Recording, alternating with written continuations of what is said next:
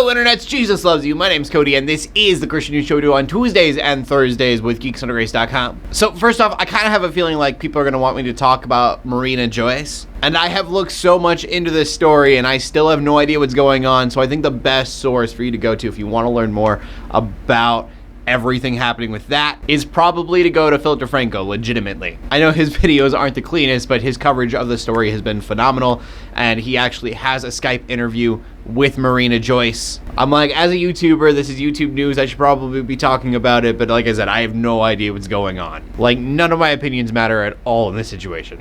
But let's go ahead and get into the news, starting with Planned Parenthood. You probably remember a while back there were these activists that were filming Planned Parenthood discussions where they got Planned Parenthood employees to talk about them selling body parts. And through that whole mess, they were charged with felonies and misdemeanors, things like illegal IDs to try to get into Planned Parenthood, and then they attempted to buy body parts technically because they were trying to get these people to admit that they do sell body parts. And so it's kind of surprising news, but a Texas judge actually dropped all charges, which is big news for them. I mean, this would have cost them, 20 years in prison. And then our next news story is something that I didn't really think was a news story at first. A bunch of different sites right now are talking about Chris Pratt, because he asked his Twitter followers if they would pray for a fan's younger son. And so I read this and I was like, it's cool, but I don't know if it's really news. I wasn't seeing the impact that it was having on people. It starts off with this guy who tweets Chris Pratt and says, hey, I would love you to just retweet this. It's me asking people to pray for my son, and then he throws in a few Bible verses. And so Chris Pratt didn't just retweet this,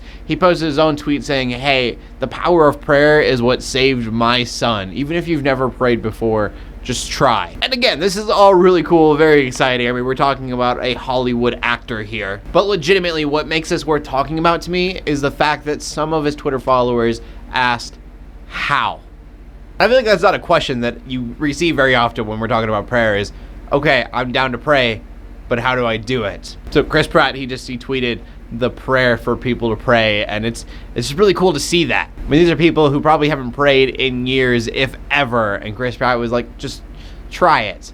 And they said, okay, how do I do it? Let's do this. So that's just so cool to me. And from that, we go to the final story of the day, which, as always, we get kind of real. It takes us back to Nigeria. It takes us back to terrorism and extremism. It is now July of 2016. We are now 6 months into the year. And the amount of Christians killed in 2016 in these last 6 months equals the amount of Christians who were killed all throughout 2015, so 12 months. That will mean that more than likely twice the amount of Christians who were killed in 2015 will be killed in 2016, at least in Nigeria. And so, I mean, the government is trying, or at least they say so. There are other organizations that are going into Nigeria to help protect Christians. I love a quote from KB. I'm going to paraphrase because I can't rap. But when you go in and you murder us, the Christians, our reaction is going to go in and put churches up. It is the places where the world is most broken that we are needed the most. So obviously, again, prayers out to Christians being persecuted